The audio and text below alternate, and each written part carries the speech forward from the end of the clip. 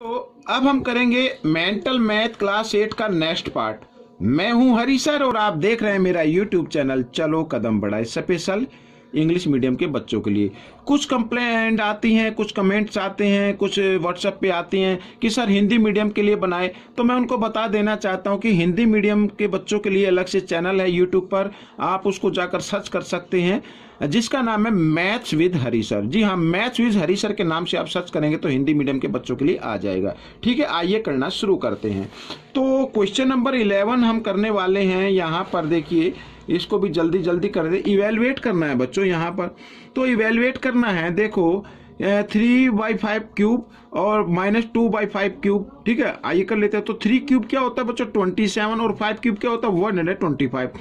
क्योंकि आप अगर 20 तक लर्न कर लेंगे तो बड़े इजी तरीके से इसको निकाल सकते हैं। 2 क्यूब 8 और 5 क्यूब 125। ठीक है, अब आपको क्या करना है, दोनों के डिनोमिनेटर इक्वल है, इनमें से एक डिनोमिनेटर लिया और न्यूमरेटर को माइनस कर दिया क्योंकि माइनस का साइन है। तो यहाँ पर 27 में से 8 माइनस कर दें तो कितना आ जाएगा बच्चों, यहाँ पर आ जाएगा 19/125। This is the answer. ठीक है, इस तरीके से आप कर लेना। अब आगे करते हैं क्वेश्चन नंबर 12। तो क्वेश्चन नंबर 12 में सिंप्लीफाई करना है। देखो यहाँ पर क्यूब रूट निकालना, क्यूब रूट का साइन है।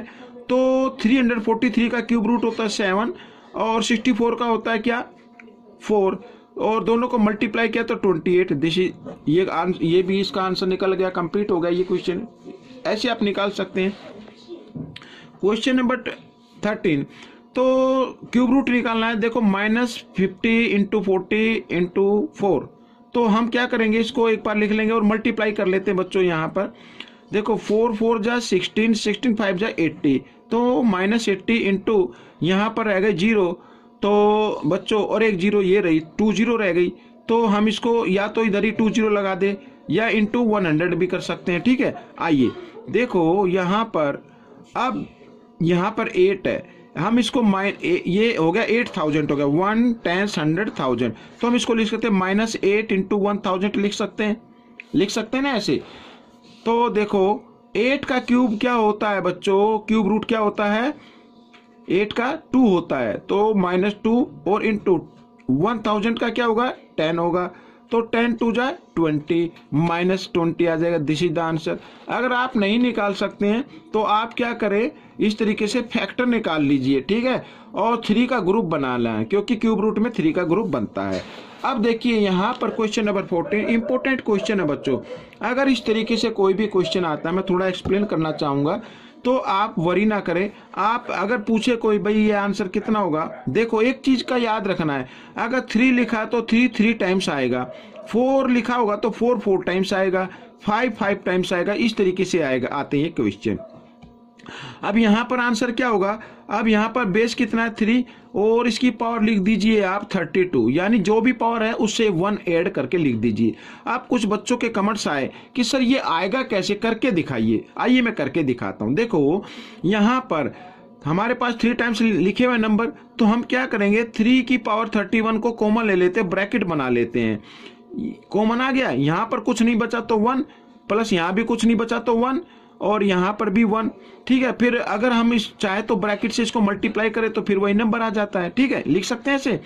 अब 3 की पावर 31 इंटू 1 2 3, यहाँ पर 3 लिख सकते हैं। अब दोनों के बेस इक्वल है, बीच में मल्टीप्लाई का साइन है, तो इसका मतलब एक बेस लेंगे और इनकी पावर क्या हो जाती है प्लस हो जाती है। अब यहाँ पर पावर कुछ नहीं तो 1 मान लीजिए, और 3 की पावर 32 इस तरीके से। ठीक है, फॉर्मूला कौन सा लगता है, x की पावर m इंटू x की पावर n। ठीक है, तो x की पावर m प्लस n, ये वाला फॉर्मूला इसमें यूज होता है।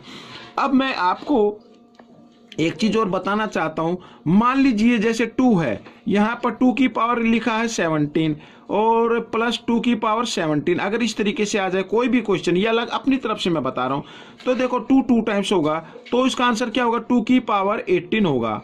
ठीक है ना। अब आप कहेंगे सर कैसे आएगा, ये भी जरा बता दीजिए। आइए बता देते हैं।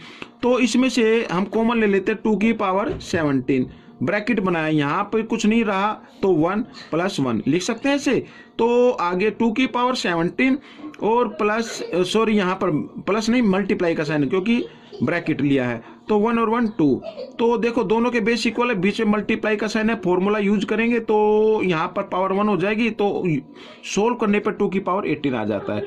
तो ये याद रखना है बच्चों आपको, चाहे यहाँ पर 3 है चाहे 4 है, अगर 4 है तो 4 टाइम्स लिखा होगा, 5 है तो 5 टाइम्स लिखा होगा, जो भी पावर है उसको आपको क्या करना, 1 ऐड करके लिख देना है सीधा, ठीक है। आइए क्वेश्चन नंबर 15 पर चलते हैं। फिर भी कोई बात है तो आप मुझे व्हाट्सअप कर सकते हैं, मेरा व्हाट्सअप नंबर मेरे डिस्क्रिप्शन बॉक्स में होता है। अब यहाँ पर देखो, जैसे बच्चों यहाँ पर देखो बेस इक्वल है, बीच में मल्टीप्लाई का साइन है, तो इनमें से एक बेस लेंगे और पावर क्या हो जाती है, ऐड हो जाती है। 32 ये प्लस है, ये भी प्लस है, तो 32 और 4 क्या हो गया, 36 हो गया। और यहाँ पर माइनस प्लस माइनस आ जाएगा, इस तरीके से हम ऐड करेंगे। तो एक बार तो ऐसे लिख लेते हैं, देखो 7 की पावर 36 और माइनस प्लस माइनस हो गया इस तरीके से, ठीक है। तो यहाँ पर क्या आ गया, 36 में से 34 माइनस कर दीजिए, 2 बच गया, और 7 को 2 टाइम्स मल्टीप्लाई करा तो 7 इंटू 7 यानी 7 7 जा 49, 49 इज द आंसर। तो इस तरीके से ये क्वेश्चन सोल्व हो गया आपका। आइए करते हैं आगे क्वेश्चन नंबर यहाँ पर 16, ठीक है। तो देखो अब ये कुछ अलग तरीके से क्वेश्चन आया है, तो आपको इसमें भी करना क्या है, कुछ नहीं करना है, आपको इसमें भी क्या कर देना है, 9x को कॉमन ले लीजिए इस तरीके से, ठीक है। और आपको क्या करना है, अब यहाँ पर ये कॉमन आ गया तो इसकी जगह हम 1 लिख सकते हैं, प्लस यहाँ भी 1 प्लस 1 इस तरीके से, और इक्वल 1 बाई यहाँ पर 243 है। अगर 243 के हम फैक्टर निकालें तो कितना आएगा, 3 3 जा 9, ठीक है, 9 3 जा 27, 3 जा 81, 3 जा 243, तो 3 की पावर 5 आ जाएगा। तो इसको 3 की पावर 5 लिख सकते हैं ऐसे, ठीक है।